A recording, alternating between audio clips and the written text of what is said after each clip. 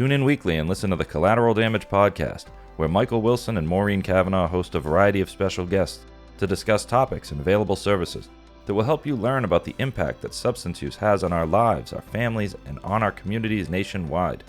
Episodes and listening information can be found at www.cdpodcast.com. You can also search for Collateral Damage Podcast on your favorite listening platforms or watch previous and future episodes on YouTube. Don't forget to subscribe and share. All right, welcome everybody to another episode of Collateral Damage. This is Mike Wilson here with my co-host Maureen Cavanaugh. How you doing, Maureen? I'm doing well. How are you? I'm doing well. And we have a special guest here today, Allie Hunter, who is the Executive Director of PAARI. And PAARI is the Police Assisted Addiction and Recovery Initiative that I believe was started in Gloucester. Is that right, Allie? That's right. Thanks for having me today. Oh, we're happy to have you. And I'm really curious to hear more about kind of the inception of this program and what sparked it, which I mean, I'm from the North Shore. I'm from Beverly, so I kind of know what sparked it, but our listeners probably don't. And, maybe more about what you've been able to do since you've stepped in as Executive Director back in 2016. Yep, that's right. Yep. Okay. So maybe you could help our listeners understand a little bit about what PAARI is first, and then talk about where you've taken it today. Sure. Again, thank you for having me today and for the opportunity to highlight what we do. So PAARI is a nonprofit organization that was started in June 2015 alongside the Gloucester Angel program. So in 2015, Gloucester, Massachusetts, it's a small fishing community about an hour north of Boston. They had a series of fatal overdoses, and really the town felt like they could do more and they should do more to respond. So the former chief of police, the mayor, and some other community leaders got together and came up with the idea that that the police department would actually be a location where people could walk in and ask for help with their substance use disorder, regardless of where they lived or what their drug of choice was or what insurance they had. 24 hours a day, 7 days a week, they could walk into the station, and officers and volunteers were trained to do an intake process and help them get treatment on demand. So, it's a pretty simple idea, just the idea of walking into a police station, but it was also pretty significant in changing the way that both police and, the mainstream community approached addiction and really reframed addiction as a disease instead of a crime, and recognized that people need treatment, not arrest, not jail. And it really did kind of change the conversation about how law enforcement could be involved in this and respond to this in a more proactive, compassionate way. So this, like I said, was kind of simple but revolutionary at the same time. And pretty much— What year was that, Allie? It was June 2015.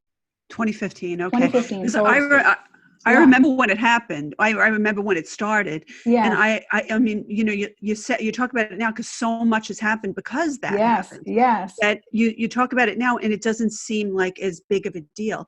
But I remember when that first happened, and the idea that you're going to purposely go into the police department and you could bring your drugs and give it to them, and then they would get rid of it and they would take you to treatment was just mind blowing. It was like, well, and then we're going to send you to Mars for treatment. That's about how, so this was huge and big and shook everything we thought about in law enforcement and addiction up, I think. Yeah, I think it did change the game in a lot of ways. And it kind of introduced this new tool that officers could have in their toolkit. I think before, a lot of law enforcement officers were frustrated that they didn't know how to support their community members that were struggling. And they kept going to funerals and they kept seeing the problem, but didn't have a way to be involved in a solution. Right. So this really did kind of change the way that police interacted with communities and the way they were involved in this issue and the way they police in general. But you're right. I mean, looking at it now, it seems almost like something you take for granted. The phrase that, right. we can't arrest our way out of it. That's something you didn't hear 10 years ago and is almost commonplace now. But that Gloucester starting the program really did start something new. It sparked a movement. Yeah. I think it was just this great combination between the law enforcement and the mayor too, because the mayor is a force to be reckoned with, and she decided something's going to happen, and it's going to happen there. Yeah, she did. I remember reading stories about the, both sides of this, both the individuals, because as an addict in recovery myself, the idea of walking into a police station and asking, telling them that you've been using drugs and that you need help has always been met with a traditional police response of, not necessarily what you guys had started. And so there was a shift for people like us to get comfortable enough to walk through the door and ask for help, and Right. the fear that we were going to be held accountable or end up in jail for something that we did, or that it wasn't what everybody says it was. And then I imagine for the police department, the police officers themselves, to also shift their perspective of seeing these folks as, criminals who are involved in the drug lifestyle, and, drug addicts and individuals that are struggling with substance use disorder, who are only trying to survive in their illness, and that it's a Right. symptom of their illness, and that they need treatment instead. Like, what a drastic shift for both sides. Right. And, And for, it was those small success stories in the beginning of someone that went through it and was like, and I got well. Yeah, Yeah. exactly. I think Yeah. when we started, it was sort of like people didn't know if anyone would do it. They didn't know if anyone would walk in. But, sure enough, actually the first person who participated, he flew from California to Mhm. participate in the program, which I think amazing. it really highlights how difficult it is to navigate the treatment system for somebody Yes. to take that extreme of a measure to fly across the country to walk into a police station.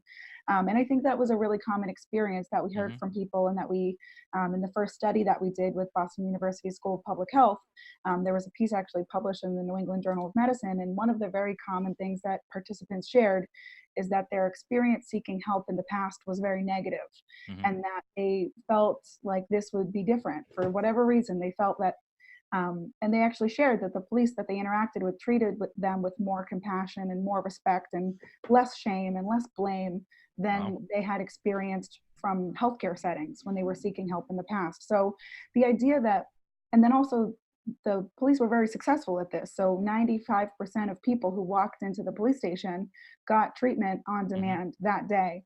And again, that's more success than a lot of healthcare systems had experienced. So, Well, police, can I ask yeah, you a quick question about that? yeah, of Because, course. I think the success of this program, based on my understanding, it kind of hinges on the relationships that have been built with PAARI and treatment programs in the area. That a majority of these beds they're donated, they are scholarship, they are available for free to the police department to use at their discretion in this Angel program. Is that correct? So when we started, there was a lot of reliance on a few treatment centers, in most cases, the person walking into the station had recently used and did need to medically detox. And so there were a small number of treatment providers that basically, we had the cell phone number of who was doing intakes. They agreed to provide scholarships, and they kind of got on board with this concept that whatever the barrier was, we would eliminate it. So Okay. if the barrier was money or insurance, they would provide a scholarship. If the barrier was transportation, we had a contract with an ambulance company and they would provide transportation. Wow. So it was really just about whatever the barrier is that's getting that person who's walking into a police station because they're very willing, they Mhm. have that window of clarity and opportunity. Anything that's standing in their way at that point, we want to get rid of it. So when we started, it was very reliant on a small handful of treatment providers that provided scholarships and agreed to do 24/7 intakes, because again, Mhm. that's a shift from Oh, business yeah. as usual as well. And I think as we've grown and expanded to be this nationwide organization, our approach has shifted a bit, because now we're essentially teaching police departments how to do this on their own. So we're Mhm. teaching them how to build relationships with treatment providers, how to understand the continuum of care, and how to build those relationships that will allow them to be successful in their own communities, in their own states. Because, it's not really possible for PAARI to kind of centrally manage, Mhm. what's the best treatment available in Kentucky. So we're really trying to provide the tools to each department to take this on. But yeah, certainly at the beginning, we had some real great partners that the success hinged on. Mhm. And I'm sure it's evolved and developed into something new and better, but I mean, I imagine there's so much gratitude to those programs that helped you get it Absolutely. off the Yeah, ground. Yeah. absolutely. Because, like we're talking about, this was something brand new. This is not something that there was a template to follow. We were Mhm. Yeah. really just trying to figure it out and do our Pioneers. best. Yeah, exactly. So yeah, it certainly has evolved, but I think the spirit is still there of just police are in this unique position to provide access to care. And Mhm. a lot of our partners now, our law enforcement partners, have this model where you can walk into the station, but a lot of them have another model as well. But it still is based on the idea that police have that front row seat and that, you know, the police station maybe is one of the few places in the community that's open 24 hours a day. Right. And it's just sort of utilizing that role in a positive way. Now, this must take some pressure off of the emergency room too, because I mean that was the go-to for years. Was like no matter what day, time of day or night, if that's what you're experiencing, you go to the ER and you've got Yeah. overwhelmed staff there. Yep. You know, that find it difficult to meet the needs.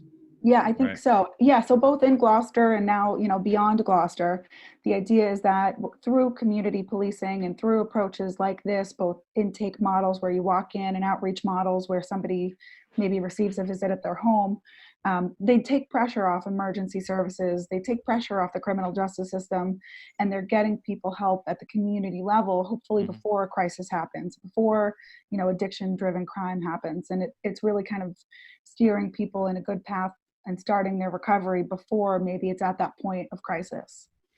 Okay, let me ask you a question about the process itself. So, Yeah. some of our listeners, myself included, have walked into a police station before. I've been brought into a police station in a variety of different ways, but let's say that I walked into one, right? Yeah. You know, my experience is usually, you know, I'm in Beverly, so I'm met with some, you know, tinted bulletproof glass and a white room with some pamphlets on the wall. It's not very inviting. It's not very beautiful. It's very functional though. And so, you know, for the individual who's saying, okay, maybe this is something I need to do because I've lost all hope, I'm out of options, or a family member is listening and they're like, this is where they need to go. Could you kind of break down for me what the experience of an individual walking in full of fear and anxiety and, you know, crippling addiction might face in a police department that's running the Police Assisted Addiction Recovery Initiative? Yeah, so like I kind of said a little bit, each model is a bit different. So when a police department joins PAARI and becomes a member of PAARI, we assist them in program development and starting a program that will work in their community. So there is a lot of variation. It's very tailored to the local situation. And as most people know, each police department is a bit different. Each physical station is a little bit different. So there's not quite a universal experience of what would happen when you walk in. So I'll generalize a little bit, but if a department had a program that had a walk-in model, because again, not every participating police department has a walk-in model, some are more of an outreach model, but if you were to walk into a station that has a program where you can walk in, again, procedures would vary just a little bit, but somebody would greet you. It might be, you know, that you have to pick up a phone in the lobby and you have to call someone who's going to come out and greet you. It might be that you interact with a human face to face at that moment. There's some different things, you know, that that could be a variation there, but somebody's going to greet you. And the idea is that that person is going to be familiar with the program. They're going to use non-stigmatizing language, and they're going to kind of point you in the right direction of who's going to be doing the intake process and getting you kind of the services or the treatment that you need. So in some cases, what will happen is an officer themselves who's been trained will kind of do that intake process and walk through it with you. So for example, in Gloucester, it could be a shift commander or watch commander. Wow. That could be the person. In other departments, they've chosen to have it be detectives or some designated role, maybe officers that have been trained with the crisis intervention training in mental health. So it could be an officer themselves. In other cases, you will be greeted by a volunteer or a staff person who's embedded with the police department. Like a recovery coach? It could be a recovery coach. It could be a clinician. It could be a social worker. And that's sort of depending on the department and what they have access to, who their partners are, what staff are part of their team. So in Gloucester, for example, in most cases, you would have a recovery coach come meet you. And that recovery coach would work through what your goals are, what your needs are, and how to get you on the path that, you know, you're interested in. You know, do a bit of an intake process. If it seems like you need further assessment, they would facilitate that. But you'd have somebody who's your go-to person to help you get the treatment or the services that you need. And then in most cases, they would stay in touch with you. So they might actually bring you to that treatment center, provide transportation themselves, or connect you with an ambulance service, or in some cases, even like an Uber or something like that. I'd love the first class blue light ride. Yeah, I mean, sometimes that's what's available, and so they would kind of get you get you to the door of the treatment that is the right fit for you.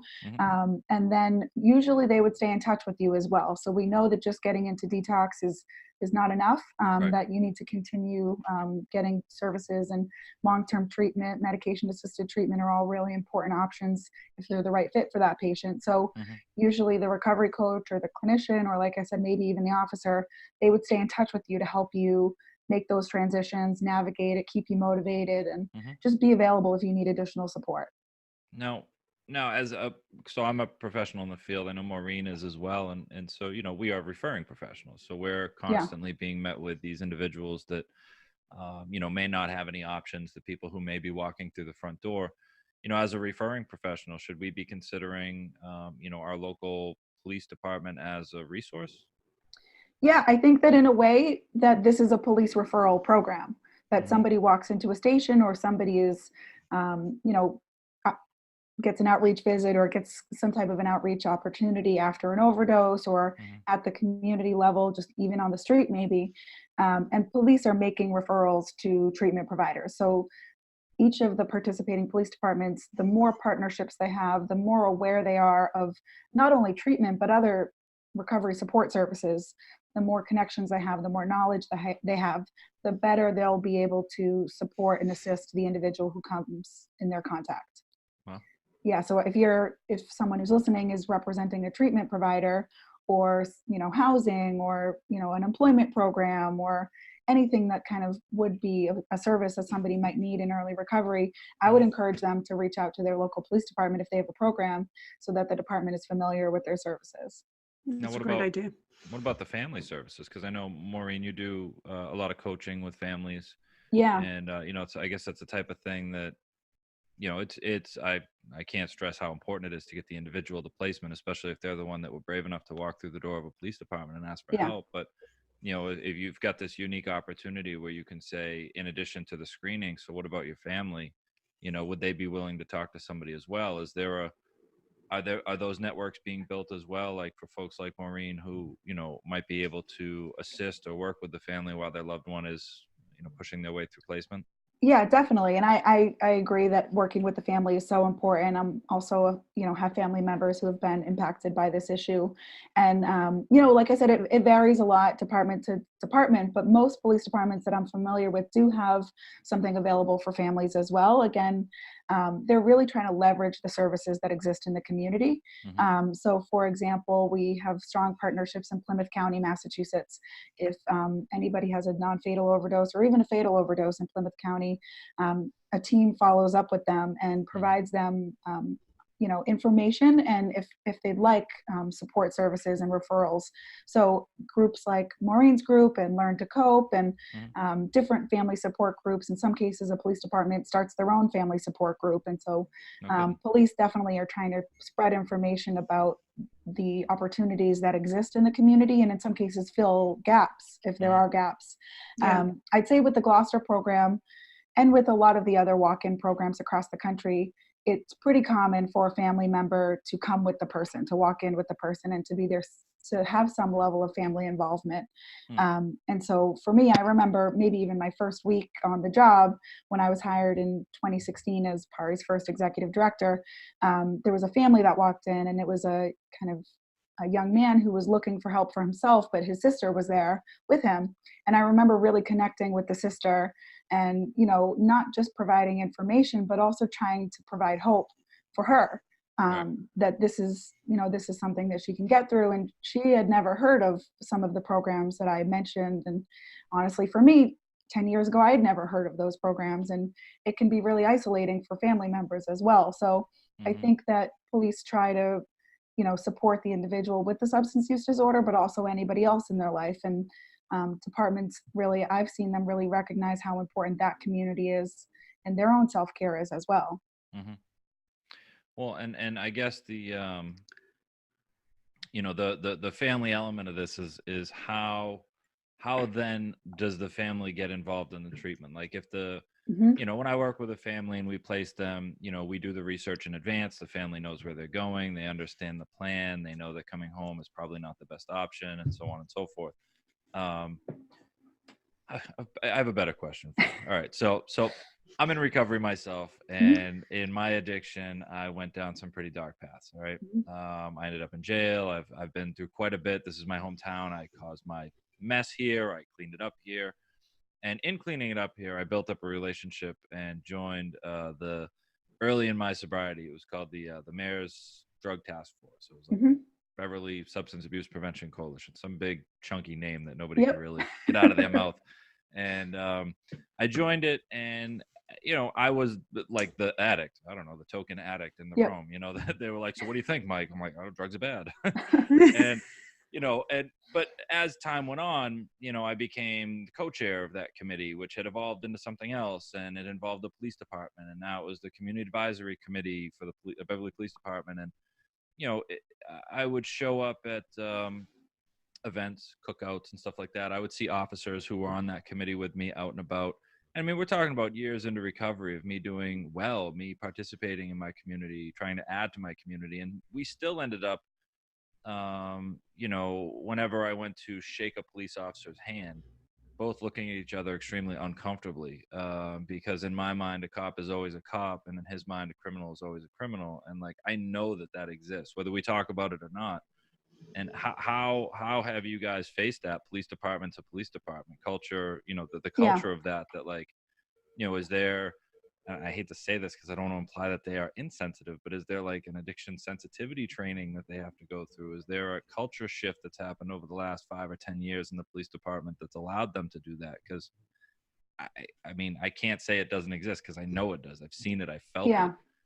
Yeah, I think that it's an important question, and I think PAARI and what we're doing and how we're supporting police departments is supporting a culture change. And the whole reason why and how we're growing is because of that culture change and that paradigm shift in policing.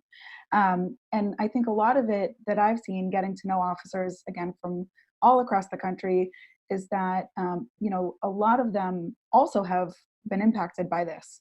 They have many police departments who join PAARI and start a program. Their reason for joining is because it hit close to the department. Maybe someone in the department's sibling or child or niece or nephew or someone was personally impacted by it. And that was able to kind of humanize it in a different way, and to shift the way that police think about this issue. And to just make it feel more like that could be my daughter, that could be my sibling, because in a lot of cases it is, it's to a point where it is. So a lot of what we do is both formal and informal. And so for example, departments that join PAARI, we do, a bit of an onboarding process where we help them with program development, and we talk about things like stigma and language. And, we're an ally in helping them figure that out. It's not so much about pointing out the flaws, but building on the spirit of why they reached out to us, because every police department that's part of PAARI, they reached out to us because they wanted to change the way they do this. And so we're building on their strengths and trying to help them achieve what they're looking to achieve, and create the culture change that they want to create. And I think a lot of it has happened organically as well. One of the programs that we have that's operating in Massachusetts and now in several other states as well is a partnership with AmeriCorps, where we actually have national service members embedded in police departments, and they're either doing work as recovery coaching or as vistas, which focus on capacity building and program development. About 90% of those service members are in recovery. And in some cases, they are individuals who had been previously arrested by the place that they're now serving in. And so that's you can the imagine relationship I was talking about. exactly. Yeah, so you could imagine maybe at the beginning there's some hesitation or there's some uncertainty about how to interact or what each of the roles are and how it will work. But over time, those relationships become so strong and so rich because you have those moments where you're just developing like a true friendship, almost a professional working relationship. You see each other as you people. See each other, right. Beings, you see each other as people. And one of the really amazing things that happens is not only, both sides change, where the person who's in recovery thinks about law enforcement differently. The person who's sitting, with the badge, they think about, what's different with their recovery community, or what their stereotypes about someone who uses drugs, how are those different?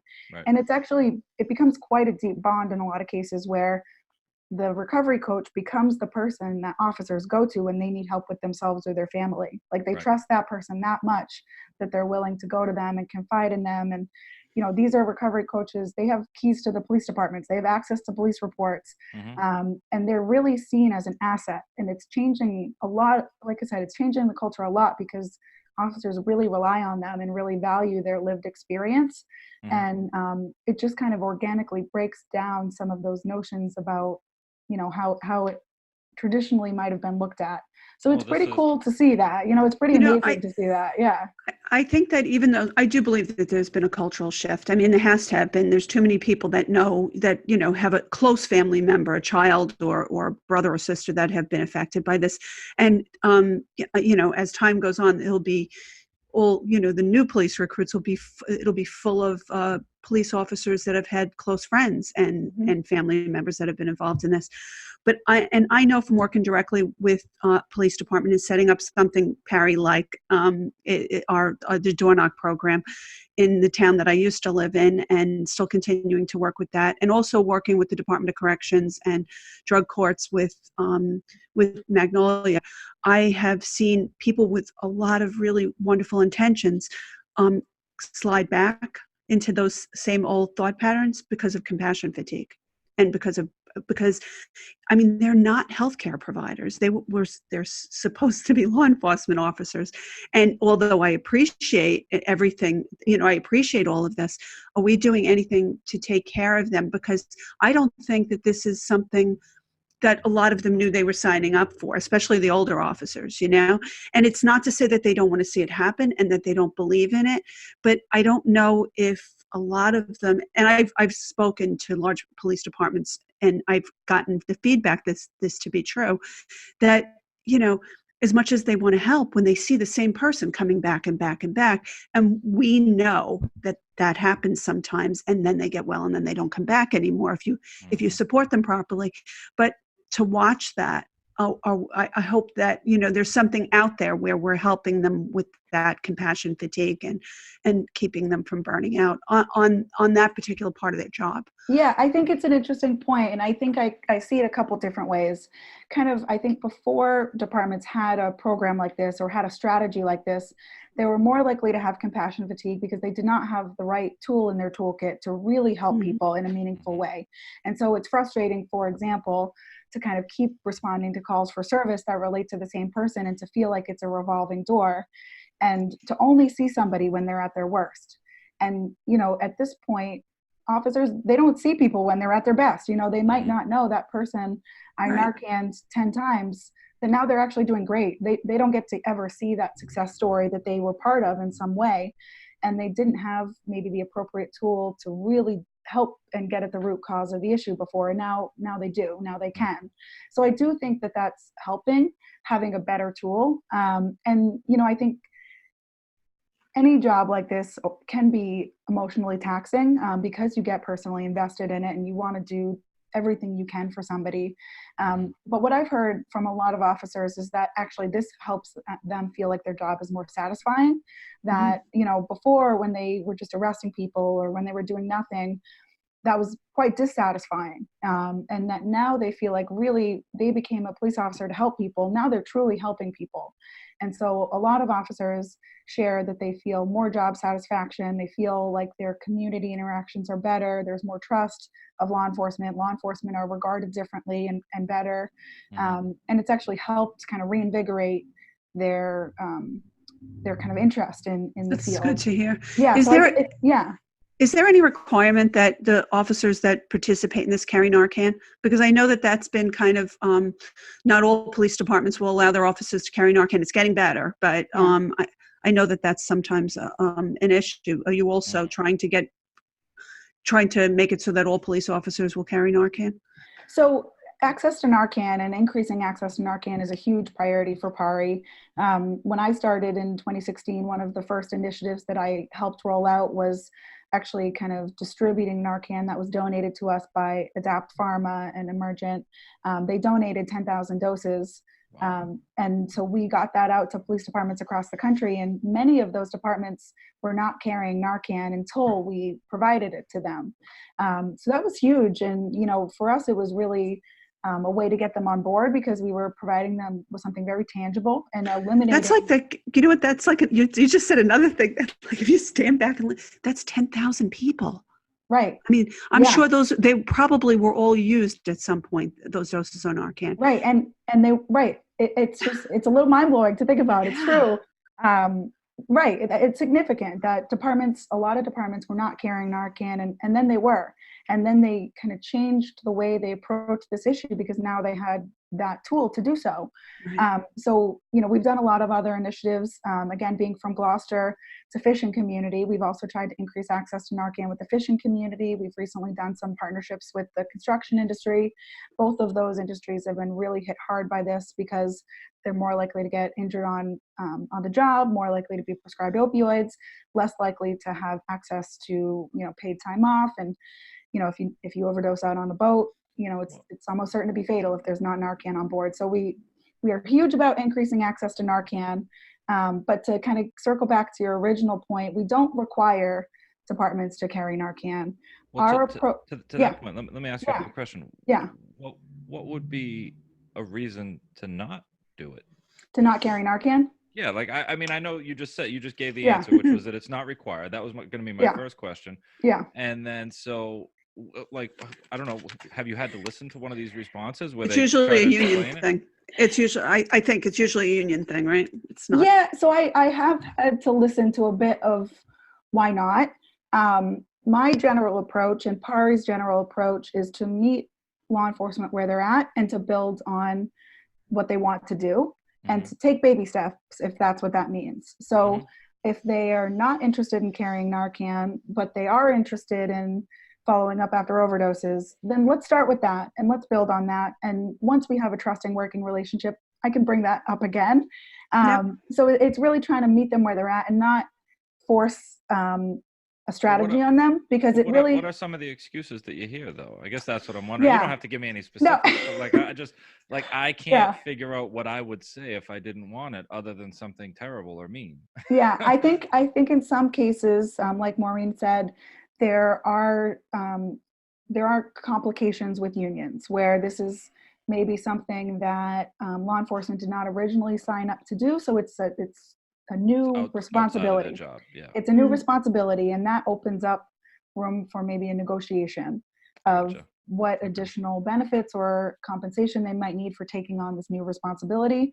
Honestly, I feel like most of the time they're self-imposed barriers. They're not true barriers, and a lot of it does relate to the stigma of this disease as opposed to other diseases. But I think we really try to come at it from a non-judgmental perspective, and like I said, kind of build on where we do have common ground. I think, like I said, when we were providing it for free, that eliminated a lot of the potential barriers. Right. So, if there was, for example, they were having a hard time fitting it into their budget, or there was someone that had a problem with it. If it's free, it's harder to have a problem with it. Right. If it's donated. So that helped eliminate a lot of the barriers. In some cases, the motivation for carrying it was something other than just deploying it to community members who were overdosing. Like, for example, there were a lot of officers a couple years ago that were worried about accidental exposure for law enforcement themselves, or even accidental exposure of canines, and things like that might have been why they started carrying Narcan. And for me, it was sort of like, okay, like if that's why you want to do it, I'm happy you want to do it. Just use it when the time is right. Exactly. Yep. So I think, like I said, it's kind of the approach that we want to help be an ally and a support to police. As we work with them, we're able to help, insert different ideas and suggest different things, but we don't really want to come out too heavy-handed with requiring them to do anything, because we want them to do what's going to work for them and build on that. Well, I feel like this would be, a wave, right? I mean, you guys you're starting the wave, and at a certain point, it's how many people are signed on, but I feel like at a certain point, once you cross a threshold, it's almost, why wouldn't you sign on? Yeah, I think that's right. Yeah. Yeah. So Yeah. I mean, this has been going on, this is the 4th year of PAARI. Yeah. You're wrapping up the 4th year here. So I can't believe it's only 4 years. I know, right? That's A lot unbelievable. has happened. I mean, just Yeah. the idea of PAARI and the Angel Fund has really pushed along the recovery coach movement. It's pushed along a lot of like the ER and stuff. Everybody's really kind of following suit on this this approach, and so it's huge. I mean, I don't know if you have one of these, but as the executive director, I must assume you do. Is like, what's the next 5 years look like for PAARI? I mean, do you have numbers, estimates as to your reach, or? Yeah, so I think you're right. In some areas of the country, we certainly are at a point where it's almost more politically popular to do this than to not do this. So that's what I mean, yeah. So if you're like the one police department in a certain area or a certain state that's not carrying Narcan, it's almost like you kind of have to do it at this point. And I certainly want to recognize that law enforcement were doing things like this before PAARI existed and before the Gloucester Angel program. And in a lot of cases, whether or not a police department is part of PAARI, they might be doing something that's kind of PAARI aligned. That's amazing. So I think our membership doesn't fully capture the spirit of this movement. And so, just want to recognize that. But our hope is that this is a policing standard. So there's 17,000 police departments in the country. We work with about 500 of them. So I think in certain parts of the country, like Massachusetts and Michigan, and there's other parts, New England in general, we have a kind of good saturation. And it's kind of getting to the point where you're almost more likely to be part of it than to not. But there are also entire parts of the country that have probably never heard of us and don't know that the culture has not changed yet to a point where this is kind of the standard. So, there's other kind of examples in community policing, like, for example, the crisis intervention approach with mental health. That started in, the mid 80s. And now it's, almost the standard where a police department needs to have a way to train their officers and have a way to approach that issue. So our goal and our hope is that in the next 5 or 10 years that this is a standard that, we hope to be in every state. We hope that departments are moving away from an arrest first approach and that they utilize their local resources to have some way to create a non-arrest pathway to treatment and recovery, whether it's walking into the station or following up after overdoses or both of those, or, that there's some non-arrest, pre-arrest element that's just part of the way they think about being a police department, the goal is for that to be a standard. So I've asked about the individual seeking help. I've asked about the family and the referring professional. Now, let's say, for sake of argument, we have a police officer from another state in the part of the country that doesn't have any of this going on. What is a police department's procedure to initiate a relationship with PAARI? I mean, does it have to come from the chief down? Does it have to come from, can any officer initiate some sort of a package where a PAARI representative could come out and explain it to them? Are there PowerPoints, videos, applications? What's the process for a department? Yeah, so I'll kind of explain how it is now, but I also wanted to say that our membership program is evolving, and it's something that we're looking at improving because we want it to be easier to join, and we also want it to be more kind of packaged in a way that's more accessible. So right now, kind of generally how it works is that someone from a police department would reach out to us. They could reach out by phone or by email, or there's a form on our website, paariusa.org, that they could fill out to essentially submit an inquiry. Somebody at any rank in the police department could do that, but typically you would need your chief executive to support joining PAARI and starting an initiative. Can't just do it in the background. I mean, you could try. So guess what? We're now in PAARI, Chief. What do you think? I mean, there are people who reach out from all different ranks, and we try to provide support to whoever reaches out. But at some point, you need leadership buy-in. So if, let's say, for example, a patrol officer or a sergeant reaches out, I am probably coaching them on how to convince their command staff that this is something they should do. And it can be challenging if it's kind of lower level officers that want to do this, but they don't feel like they have buy-in from their command staff. It's easier, I guess you could say, or faster if someone in the command staff or the chief or commissioner, if they want to do it. But they can get examples from you of departments where this is working. So I mean, there's evidence, there's proof. Exactly. what's the phrase I'm looking for? There's like a body of evidence. And thank you. Yeah. yeah, We know it works. We know Yeah. it works, and we try to make it easy to Proof of replicate it. concept. Yeah, there you That's go. Proof of concept. So we try to make it easy. We do try to provide examples of how this will, reduce crime. It will improve community relations. It will reduce overdoses. Whoever we're talking to, whatever is important to them, there's a case to be made for it. Whether, whatever their motivation is, whether it's PR or saving lives, like we can kind of make a case for it. But yeah, so typically someone reaches out and then we kind of have a conversation with them to figure out what their needs are, what their preferences are, and then what model is going to work for them. And then we kind of get them started in program development. So this could be a week-long process. There could be a year-long process. We could provide, depending on what they've already done and what depending their on what infrastructure they've is like. Yeah, exactly. And what they want, they might already know we want to copy what this town did, and great, go ahead and copy what they did. You can literally copy and paste the forms and the policies and run with it. Or we can really spend a lot of time with you, training you, supporting you. We've worked with some departments, like I said, over several months. Some departments where, like for example, Boston Police Department, we trained 13 of their officers for 60 hours on how to do this. So the involvement with PAARI can be a light touch or a really involved touch, depending on what they want. We also have an annual conference.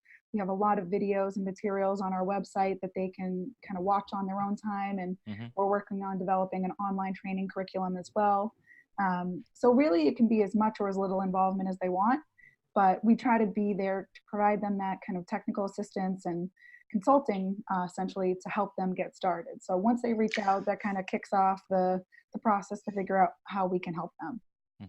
So by the same token, if there's a family member, if there's somebody out there that wants to see if their police department is involved, to see if they can go and maybe get some help, is there a way to find that out? Yeah, so all of our law enforcement partners are listed on our website. It's almost up to date, I will say. We try to keep it up to date. But yeah, so those are available on our website. If somebody reached out, they could, again, do that through our website, email, they could call. We have people reach out on our Facebook page about kind of how do I pitch this to my police department. And essentially what we do is we provide them with a letter that they can customize and some information about how it works, what the benefits are, and what the procedure is on reaching out. And they can find out what door to go through too. Like I know my police department is a part of PAARI, and I can go there if I need help. There's a listing of that on there too.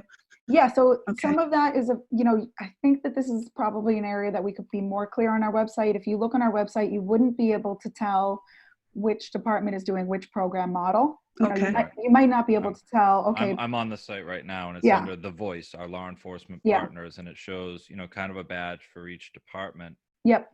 And I believe if you click on the badge, it takes you directly to the department, correct? Okay. I think so, but it might just take you to a photo of the badge. It does actually, Yep. It does. Yeah. I was all excited. I was like, sorry. Great. I mean, one of my visions, I will say, PAARI's, even though we're this national movement, we're still a pretty small grassroots organization. So there's a lot of hopes and dreams of how we could make our website better and provide better support to our partners that we are working on kind of making a reality still.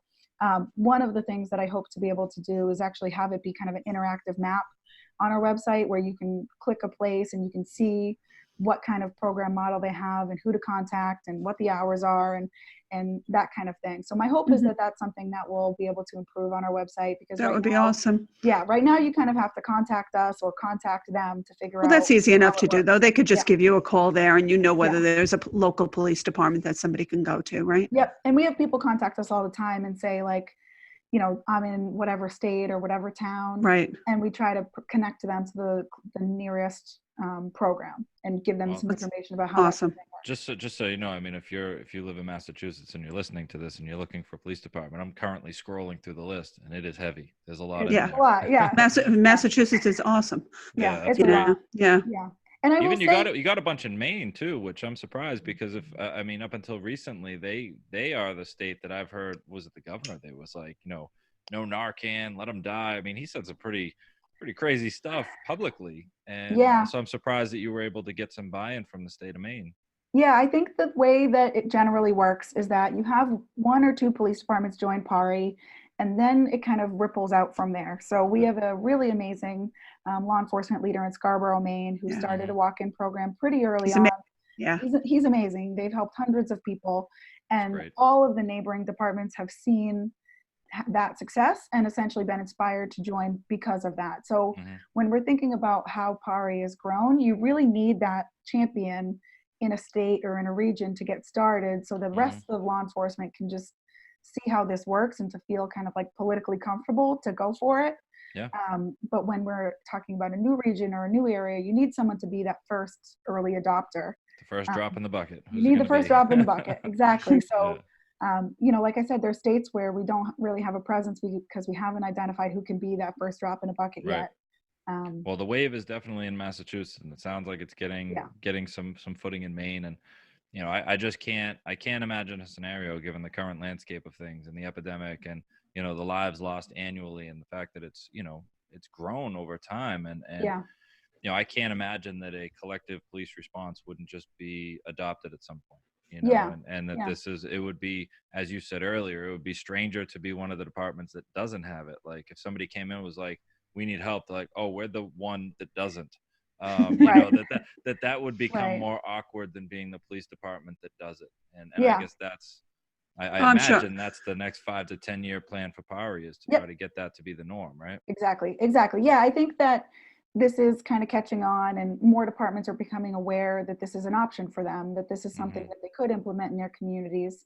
And so for us, it's really about how do we raise awareness about this and be able to provide as much support as possible as more and more police departments are looking to do this. That's kind of the challenge of how do we keep up with the demand of the interest essentially, because the tide is turning on it. And I think, like I said, we work with almost 500 police departments. There's at least another several hundred that are doing something that maybe they haven't officially joined PAARI yet, but they're doing something great in their community. So it really is a movement and it is catching on, and it's just a matter of kind of keeping up with that and providing the support around that because the culture is changing and this is becoming the norm. Isn't that wonderful? And thank you for everything you've done because you've been a big part of that. Thanks, Maureen. It seems like such a revolutionary idea to use the police, these first responders, as somebody to respond first to this illness. It's crazy, but I love the idea, and I actually do. I help a friend with another podcast. It's called Answering the Call. It's all first responders, and what they keep talking about is what Maureen brought up was the compassion fatigue and the idea that you're cops, you're supposed to be able to deal with this stuff. And I think to your point earlier, you were saying it's another tool for them. I mean, in a situation where habitually you would be reaching for your gun or your handcuffs, now there's another tool there, and that must provide relief for the first responders, knowing there's another tool available. When the handcuffs must have been so frustrating.